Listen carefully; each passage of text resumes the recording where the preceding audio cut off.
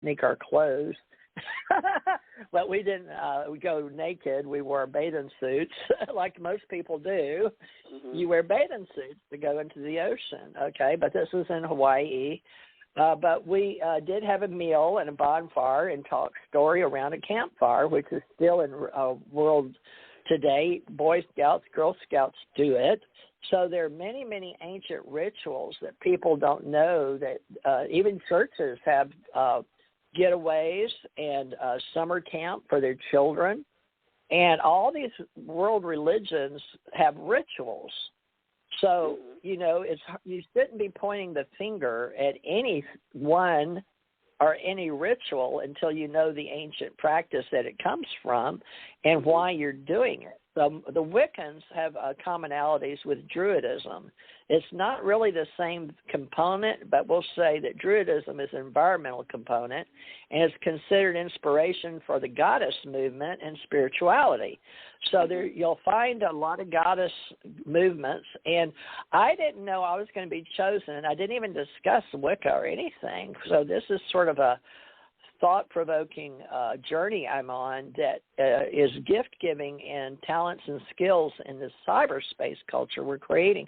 And believe it or not, Melinda, on LinkedIn, a group of goddesses found me and asked me to come on and be with their woman. I guess she's the leader of their group in LinkedIn. Has any goddess group approached you yet on LinkedIn? What's the name of them? Well, I don't know. I could go look at my email.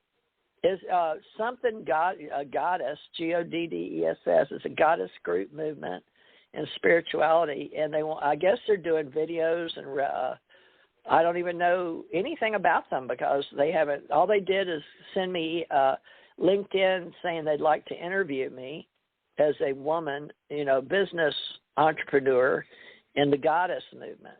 So they're taking it like. They found me on LinkedIn, which is business-like, which is owned by Microsoft. If everybody, everything's like I'm doing radio waves, everything goes back to a higher level of group. So frequency. Microsoft, yeah. Can you be talking to me on your phone and look on your computer? Yeah, I could.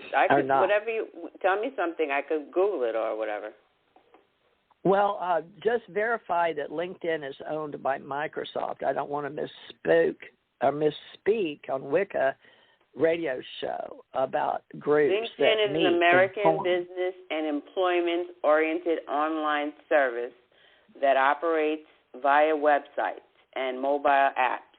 Launched on May 5th, 2003, the platform is mainly used for professional networking and allows job seekers to post their cover letters and employment history, et cetera, et cetera. So that's LinkedIn. Now, in your Google search, we'll use Google because it's a common word. Google. You know how to Google. Google. Who owns Google? And I want you to, who owns LinkedIn? Okay, who? Because you Google LinkedIn, and I want you to Google LinkedIn. LinkedIn first? Okay, LinkedIn. Okay. LinkedIn service. My higher consciousness says Microsoft. I think I've done videos. Maybe I haven't yet. Maybe I'm getting that pretty clear. It said founded by, but it doesn't say Microsoft. Alphabet or Microsoft. It should say Microsoft is owned but doesn't bought LinkedIn or started LinkedIn. Founded in. Let's see who owns? Does Microsoft own LinkedIn? Maybe you have to ask Google correctly. Okay, hold on a second. Now, folks, this is us using tools on the planet, which is the way Wiccans do now. So don't think they're going to go out and perform magical golden trees or golden apples for you, please. If you find someone that does, please refer them to me. I'd like to interview them on my radio and television. Microsoft owns LinkedIn. It says it right here. There you go. in blue. Okay. Where it says related searches for Google, who owns LinkedIn, ? Then it returns to you. LinkedIn, who owns? Who owns LinkedIn now? Then Microsoft in bold, blue, owns LinkedIn. There you go. Plain and simple. Yep. You just have to look on the screen. All right. So now the next question is, who owns Google? Come back. Should be Alphabet, Google. But let's see. Okay. Mm-hmm. Okay. Who owns Google? These are tools we use in all world faiths that are coming together as evangelists of cyberspace culture. Okay. Including, so let's see here. Okay. We will share the tools we use in Wicca now. LinkedIn, Google. Right. Well, who owns the top Alphabet people is the Google. That's the name is of the parent company of Google, the world's largest search engine. Parents are also involved in various businesses such as cloud computing, software and hardware, advertising services, mobile and desktop applications. All those things can be done with utilizing Google. So it's Alphabet Inc. Huh? Does it say Alphabet Inc.? Alphabet. ALPHABET. Alphabet Inc. Yes, that's what I said. May 30th, 2020 by Norige, whatever. Alphabet Inc. Google is the parent company of Google. Okay, now what is your source?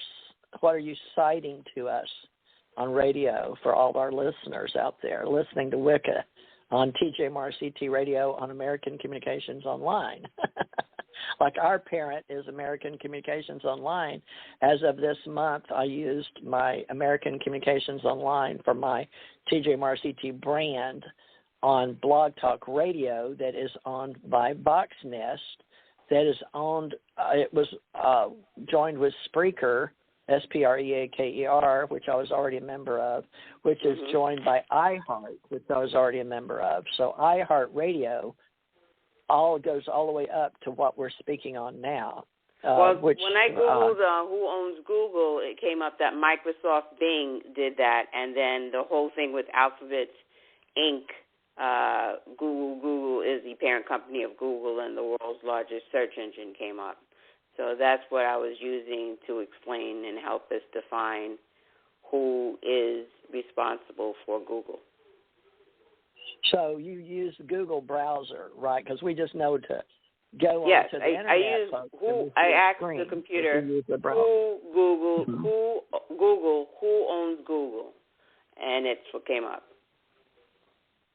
Okay, so there you go, folks. Now you can do this yourself. And in today's practices, we use smartphones. And this is where the world is asking us to go globally. So this is not a trend. It's not going away. This is a way of ritual and life now. And people don't even act normal anymore because they're walking around looking down at these black boxes. So if you're my age, when I was 10 or 15 years ago in Kentucky, I would go to these groups. We had at the American Veteran, I'm American AMVET. I was an AMVET member and paid dues. Most of them are 30 to 60 a year. And I was able, as a volunteer for that AMVET, or be an officer, I worked for the man that ran the entire group for the disabled vets and the AMVET, and we had this building out by the county fair in Ohio County, and I also helped organize with an Air Force woman, Judy McIntyre.